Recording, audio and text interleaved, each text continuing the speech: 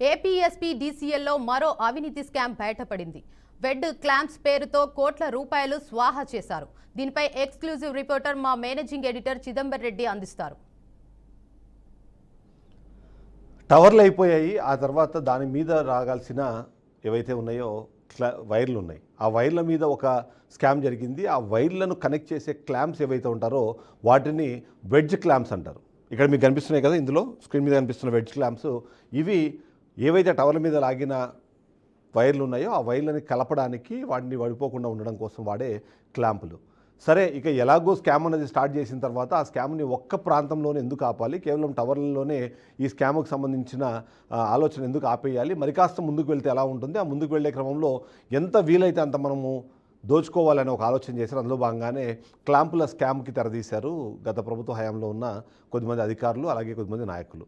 అందులో భాగంగానే దీనికి సంబంధించి ఒక కొత్త తరహా ఆలోచన చేశారు. అందులో ముఖ్యంగా చూస్తే ఏదైతే అనిపిస్తే ఒక లేఖ రాశారు. ఆ లేఖ ప్రకారము ప్రస్తుతం అంటే అప్పటిలో ఉన్న సిచ్యువేషన్ ప్రకారము వెడ్జ్ క్లాంపులు కానీ ఒకవేళ మార్చకపోతే విద్యుత్కి అంతరాయం కలుగుతుంది కాబట్టి ఇమీడియట్లీ వెడ్జ్ క్లాంపులు మార్చాలి, వెడ్జ్ క్లాంపులు మార్చడానికి అవసరమైన కసరత్తు చేయాలని చెప్పేసి ఏపీఎస్పీడీసీఎల్ ఒక నిర్ణయం తీసుకుని అందులో భాగంగానే దానికి సంబంధించి వెంటనే కార్యాచరణ మొదలు పెట్టాల్సిన అవసరం ఉందంటూ చెప్పడం జరిగింది. దాంతోపాటే మనం చూస్తున్నాము ఈ వెడ్జ్ క్లాంపులకు సంబంధించి వెంటనే చేంజ్ చేయాలంటూ ఒక నిర్ణయం వెలువడింది. ఈ నిర్ణయం వెలువడిన తర్వాత ఒకవేళ నిజంగానే దీనికి టెండర్ పిలిచి ఆ టెండర్లో కాంపిటేటివ్ బిడ్డింగ్ ప్రైజింగ్ అయ్యి ఆ ప్రైజ్ ప్రకారం ఒకవేళ వర్కులు జరుగుంటే పెద్దగా ఇబ్బంది ఏం లేదు. కానీ అలా జరిగితే ఎవరైతే ఈ అక్రమార్కులు ఉన్నారో అక్రమార్కులకి లాభం అన్నది తక్కువైపోతుంది. సో వెంటనే ఆలోచించారు, వాళ్ళ బుర్రకు పదును పెట్టారు. ఆ బుర్రకు పదును పెట్టి ఎలా ముందుకు తీసుకెళ్లారో ఒకసారి చూద్దాము. ఈ ఏపీఎస్పీడీసీఎల్లో ఈ స్కామ్ బయటపడిన నేపథ్యంలో అసలు ఏం జరిగింది, ఈ క్లాంపులకు సంబంధించి ఏం జరిగింది అని చూస్తే వెడ్జ్ క్లాంపుల పేరుతో 100 కోట్లు స్వాహా చేశారు. ఎందుకంటే దాదాపుగా 5 జిల్లాల పరిధిలో ఈ వెడ్జ్ క్లాంపులకు సంబంధించిన రిప్లేస్మెంట్ చేశారు. ఆ రిప్లేస్మెంట్కి సంబంధించి 100 కోట్లు స్వాహా చేసేందుకు ప్రణాళిక సిద్ధం చేశారు. అయితే జిల్లాకు దాదాపు 20 కోట్ల రూపాయల వరకు వర్క్ ఆర్డర్లు వాళ్ళు డిసైడ్ చేశారు. ఆ వర్క్ ఆర్డర్లు డిసైడ్ చేసే క్రమంలో ఇక్కడ ఒక పెద్ద సమస్య వచ్చి పడింది వాళ్ళకి. ఎందుకంటే ఏదైతే ఏపీకి సంబంధించి 5 కోట్లకు మించి ఏదైనా సరే ఏదైనా వర్క్ ఇవ్వాలంటే ఖచ్చితంగా టెండర్లు పిలవాలి. కానీ ఆ టెండర్లు పిలవకుండానే కాంట్రాక్ట్లు ఇచ్చేందుకు ఒక ప్లాన్ చేశారు. అందులో భాగంగా 5 కోట్లు దాటకుండా టెండర్లు పిలవాలనే ఏదైతే నిబంధన ఉందో 5 కోట్లు దాటకుండానే తక్కువ వర్క్ వచ్చేలాగా వర్క్ ఆర్డర్స్ ప్రిపేర్ చేశారు. ఆ వర్క్ ఆర్డర్స్ ప్రకారము ఒక్కో జిల్లాకు 20 కోట్ల చొప్పున లేదా 10 కోట్లు ఇలా ఒక్కొక్క దానికి ప్లాన్ చేశారు. ప్లాన్ చేసి గత ప్రభుత్వ హయాంలో చక్రం తిప్పారు ఈ నేతలు. ఈ చక్రం తిప్పి అందులో ఏం చేశారంటే 5 కోట్లకు దాటకుండా వర్క్ ఆర్డర్లు ప్రిపేర్ చేయడము, ఒక్కో జిల్లాకి 20 కోట్ల నుంచి 10 కోట్ల నుంచి 20 కోట్ల వరకు ఉండేలాగా ప్లాన్ చేసుకున్నారు. ఇది ఇంప్లిమెంట్ చేసే క్రమంలో ఎవరైతే అప్పటి నేతలు ఎవరైతే దీనికి ప్లాన్ చేశారో ఈ అధికారులు కూడా దానికి వంతపాడి చాలా క్లియర్గా 200 రూపాయలు కూడా విలువ చేయని క్లాంపులకు దాదాపుగా 1800 నుంచి 2000 రూపాయలు ఖర్చు అవుతుంది అన్నట్టు ఒక ప్లాన్ చేశారు. దాని ప్రకారం ఎక్కడ చేసినా సరే ఇదే 1800 రూపాయల నుంచి దాదాపుగా 2000 రూపాయల వరకు వచ్చేలాగా ప్లాన్ చేశారు. సరే, దాదాపుగా 10 రెట్లు ఎక్కువ రేటుకి దీన్ని కొన్నారు. మరి సరే, కనీసం దానికైనా ఏమైనా న్యాయం చేశారంటే అక్కడ కూడా న్యాయం చేయలేదు. ఎందుకంటే అక్కడ కూడా నాసిరకం క్లాంపులతోనే పనులు కానీ చేశారు. ఈ మొత్తం కాంట్రాక్టర్లు ఎవరైతే ఉన్నారో ఆ నాసిరకం క్లాంపులతో పనులు చేయించడం వల్ల రేపొద్దున ఎప్పుడైనా సరే ఏదైనా ఇబ్బంది జరిగినప్పుడు, ఏదైనా నష్టం జరిగితే మాత్రం దాని స్థాయి చాలా పెద్ద స్థాయిలో ఉంటుంది. అయినా సరే వీళ్ళు కేవలం లాభాపేక్షతో ఉన్నారు కాబట్టి మార్కెట్లో దొరికే క్లాంపుల ధరకు దాదాపుగా 300 నుంచి 900% ఎక్కువ ఖర్చు చేసి వీటిని కంప్లీట్ చేసిన పరిస్థితి ఉంది. ఇదంతా చేసే క్రమంలో కూడా ఏపీఎస్పీడీసీఎల్లో కొద్దిమంది అధికారులు కొద్దిమంది నాయకులు కలిసి దీన్ని మొత్తాన్ని కంప్లీట్ చేశారు. మనకున్న అంచనా ప్రకారం దాదాపుగా 200 కోట్లకు పైగానే ఈ స్కామ్ జరిగినట్టుగా మనకు అర్థమవుతుంది. ఈ స్కామ్ చేసే క్రమంలో కూడా చాలా ప్లాన్డ్గా చేశారు. నేనైతే 200 రూపాయలు అని చెప్పే ప్రయత్నం చేస్తున్నాను. దానికి సంబంధించి ఒక్కసారి ఈ రిపోర్ట్ చూడండి మీరు. ఆ రిపోర్టు ఒకసారి ఇక్కడ ఈ రిపోర్ట్ చూడండి. ఈ రిపోర్టు ఫస్ట్ ఈ రిపోర్ట్ క్రియేట్ చేశారు. ఈ రిపోర్ట్ ప్రకారము ఇమ్మీడియట్లీ ఖచ్చితంగా వెంటనే పాత క్లాంపుల స్థానంలో కొత్త క్లాంపులు కావాల్సిందే ఖచ్చితంగా, లేకపోతే ఇబ్బంది అవుతుంది అని చెప్పేసి ఒక రిపోర్ట్ తయారు చేశారు. ఈ రిపోర్ట్ తయారు చేసి ఈ రిపోర్ట్ ఆధారంగా వెంటనే ఈ క్లాంపులను రిప్లేస్ చేయాల్సిన పరిస్థితి ఉంది కాబట్టి దీనికి సంబంధించి వెంటనే కార్యాచరణ మొదలు పెట్టండి అని చెప్పిన నేపథ్యం మనకు కనిపించిన పరిస్థితుల్లో ఏదైతే ఈ రిపోర్ట్ని బేస్ చేసుకొని అధికారులు చర్యలు తీసుకోవడం స్టార్ట్ చేశారు. అయితే అధికారులు చర్యలు తీసుకునే క్రమంలో కూడా మనము చూస్తున్నాము ఇక్కడ ప్లాన్డ్గా వెళ్ళిందనమాట, చాలా ప్లాన్డ్గా వెళ్ళింది.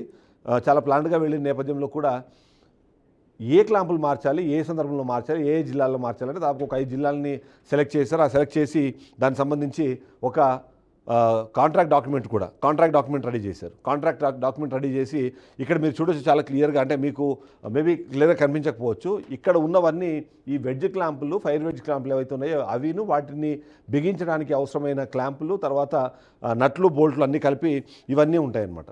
సో ఇవన్నిటికీ సంబంధించి ఇది నేను చెప్తోంది సబ్స్టేషన్లలో వైడ్ క్లాంపుల కొనుగోలుకు సంబంధించి విద్యుత్ కంపెనీ అప్పటికే ఆమోదించిన ధరలు ఇవి. అంటే ఆ రేట్స్ వాళ్ళు ఆల్రెడీ అప్పటికే ఆమోదించిన పరిస్థితి మనకు కనిపిస్తుంది. అంటే ఈ రేట్స్కి మీరు కొనొచ్చు అని చెప్పేసి ఒక దాదాపుగా అప్రూవల్ ఇచ్చిన పరిస్థితి అయితే మనకు కనిపిస్తుంది. ఆ రేట్స్ ఇక్కడ మనకు కనిపిస్తుంటాయి. దాదాపుగా యూనిట్ ప్రైస్ రూ. 243,320 రూపాయలు యూనిట్ రేటు, దానికి సంబంధించి లేబరు, ఇవన్నీ ఒక్కొక్క దాన్ని అప్రూవ్ చేసిన రేట్స్ అన్నీ మనకి ఇక్కడ కనిపిస్తుంటాయి. నెక్స్ట్ ఏం చేశారు అంటే ఈ రేట్స్ని యాక్సెప్ట్ చేస్తూ నిర్ణయం తీసుకున్నట్టు దానికి సంబంధించి నెక్స్ట్ స్టెప్ తీసుకోవడం అన్నది ప్రారంభమైపోయింది. ఒక్కసారిగా ఈ రేట్లు కన్ఫర్మ్ అయిపోయిన తర్వాత ఇష్టం వచ్చినట్టుగా వర్కులు చేశారు, ఇష్టం వచ్చినట్టుగా బిల్లులు డ్రా చేశారు. బిల్లులు డ్రా చేసే క్రమంలో కూడా ఏది ఇబ్బంది కలగకుండా, ఎక్కడ ఎవరికి అనుమానం రాకుండా ప్లానింగ్ అయితే పూర్తిగా చేశారు. అయితే మనం మరొకసారి పాదానికి వెళ్దాం. అసలు నిజంగానే ఈ రేట్లు ఎలా ఉన్నాయి, ఈ రేట్లు ఎలా వచ్చాయి, 200 రూపాయలనే అని చెప్పే మాట ఎక్కడి నుంచి వచ్చిందని చెప్పడానికి ఇక్కడ ఈ సందర్భంలో మనం కొన్ని డాక్యుమెంట్స్ని తీసుకునే ప్రయత్నం చేశాం. ఆ డాక్యుమెంట్స్ ప్రకారం సరే డిఫరెంట్ పీపుల్ అనంతపురం జిల్లాలో ఇది జరిగింది, గుంటూరు జిల్లాలో జరిగింది, అన్నమయ్య జిల్లాలో జరిగింది, చిత్తూరు జిల్లాలో జరిగింది, ఇలా జరిగింది. కాబట్టి ఇన్ని జిల్లాలకు సంబంధించి ఒకటి అనంతపురంలో ఏంటి అని చూస్తే అనంతపురంలో దానికి సంబంధించి 200 రూపాయలు మాత్రమే మనం చెప్తున్న క్లాంపుకు సంబంధించి, దానికి సంబంధించిన వివిధ కాంపోనెంట్స్ ఏవైతున్నాయో ఆ కాంపోనెంట్స్ సంబంధించిన రేట్స్ మనకు కనిపిస్తున్నాయి. అంటే 200 రూపాయలు పెట్టి కొనాల్సిన క్లాంపును కాస్త దాదాపుగా 1,800 రూపాయలకు పైగానే ఖర్చు పెట్టడం కనిపిస్తుంది. ఇంకా పీవీఎస్ ఎలక్ట్రికల్స్ అని చెప్పేసి అది కూడా ఒక హైదరాబాద్లో ఉంటుంది. హైదరాబాద్లో కూడా అంటే ఎందుకంటే ఒకవేళ వీళ్ళు చెప్పే ప్రకారం అనంతపురంలో రేట్ తక్కువ ఉంది, లేకపోతే క్వాలిటీ లేదు, ఇలాంటి ఏదైనా మాట్లాడతారని వివిధ ప్రాంతాల నుంచి వాటిని తీసుకొచ్చే ప్రయత్నం చేస్తే అక్కడ కూడా దాదాపుగా 218 రూపాయలు మాత్రమే దాని వాల్యూ వేశారు. కానీ ఒరిజినల్గా వీళ్ళు అప్రూవ్ చేసిన రేట్స్ కానివ్వండి, లేకపోతే ఆ వర్క్ చేసే క్రమంలో వర్క్ ఆర్డర్స్ వచ్చిన కాంట్రాక్ట్ కాపీస్ అవన్నీ గమనిస్తే మీరు దాదాపుగా 1,800 రూపాయల నుంచి 2,000 రూపాయలు ఒక్కొక్క జిల్లాకి ఒక్కొక్క తరహా రేటు, ఆ తరహా రేటుతోనే ఆ మొత్తం వర్కౌట్ చేసినట్టు ఆ వర్క్ చేసిన దానికి బిల్లులు కూడా డ్రా చేశారు. ఈ విధంగా ఇంత పెద్ద స్థాయిలో ఒక్క క్లాంపుల్లోనే కోట్లాది రూపాయలు చేశారంటే మనకు అర్థమైపోతుంది. ఒకవేళ దీన్ని మొత్తాన్ని సమ్మరైజ్ చేస్తూ అసలు ఏంటి, ఎంత జరుగుండొచ్చు ఏంటని ఒకసారి ఆలోచిస్తే మాత్రము ఓన్లీ 10%, అంటే ఒక 100 కోట్ల రూపాయల వర్క్ జరిగితే కేవలం అందులో 10 కోట్ల రూపాయలు మాత్రమే ఖర్చు అయింది. మిగిలిన 90% డబ్బులు కూడా ఈ అధికారులు, నేతలు వీళ్ళందరూ ఒకరినొకరు కూర్చున్నారు, హ్యాపీగా మాట్లాడుకున్నారు, ఎవరికి ఎంత ఇవ్వాలని చెప్పేసి క్యాల్కులేట్ చేసుకుని వాటిని పనిచేసుకున్నారు. అంటే ఏ విధంగా చూసినా సరే ఓవరాల్గా ఈ మొత్తం ఇష్యూ జరిగేటప్పుడు చాలా క్లియర్గా 90% అవినీతి జరిగేలాగా కేవలం 10% మాత్రమే అక్కడ యాక్చువల్ ఖర్చు, 90% మాత్రం వీళ్ళు తీసుకున్న ఆ డబ్బులు అన్నది.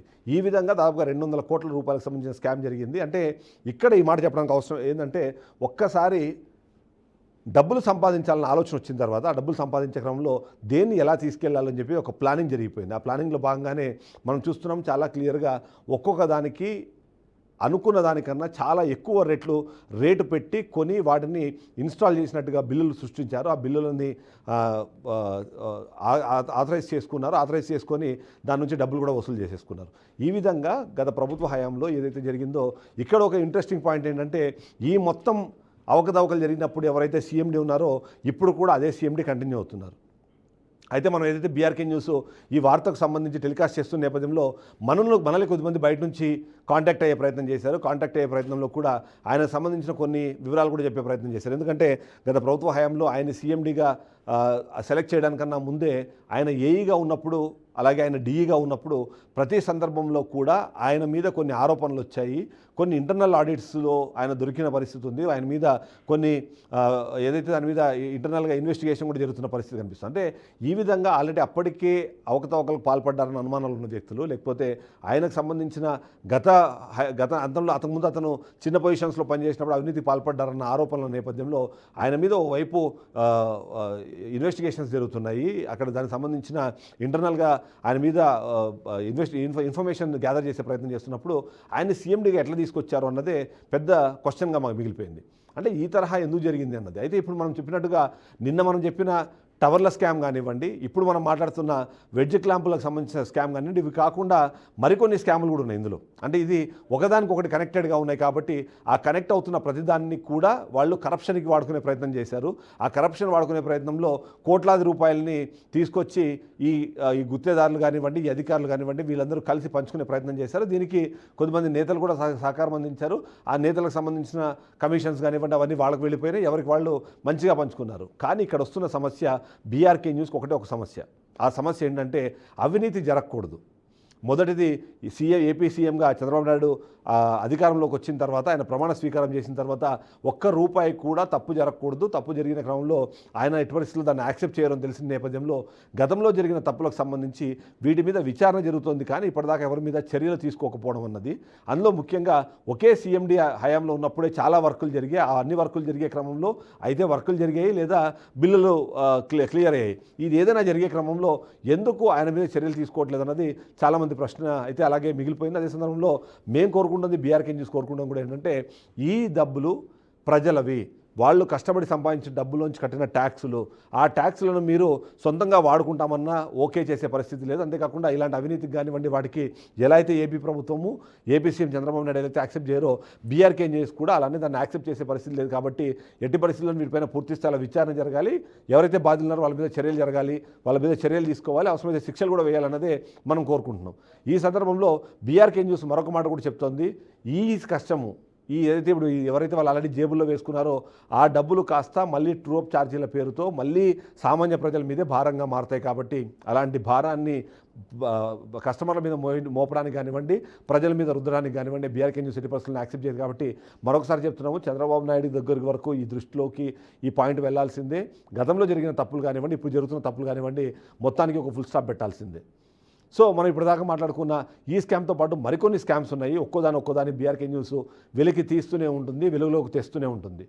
మరిన్ని అప్డేట్స్ కంటిన్యూ అవుతాయి. Stay tuned to BRK news.